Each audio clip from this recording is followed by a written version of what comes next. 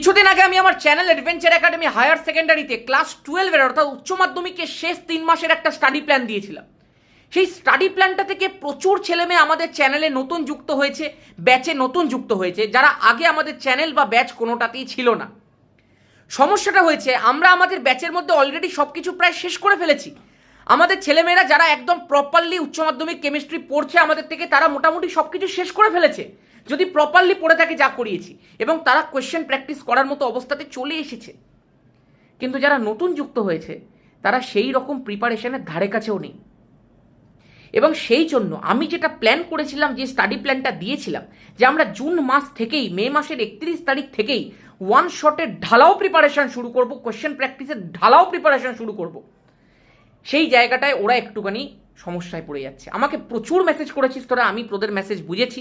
আমার কাছে এই মেসেজটাও প্রচুর এসেছে, দাদা 12 পড়তে গিয়ে আমি 11-এর সমস্যাতে পড়ে যাচ্ছি, 11টা পড়া হয়নি।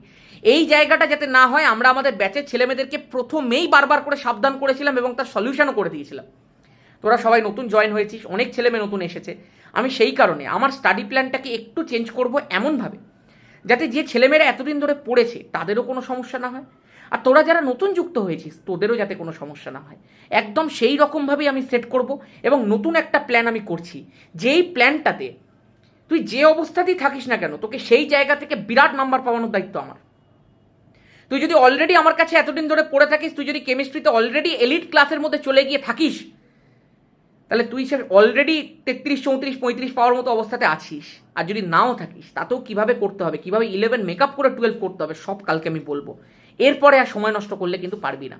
আমি স্টাডি প্ল্যান তোদের কথাতে একটু চেঞ্জ করছি, কিন্তু তারপরে আর কোনো চেঞ্জ হবে না। কিন্তু আমি এবারে আমার মতো করে চলতে থাকবো, যেমনি আমি প্ল্যান করেছিলাম।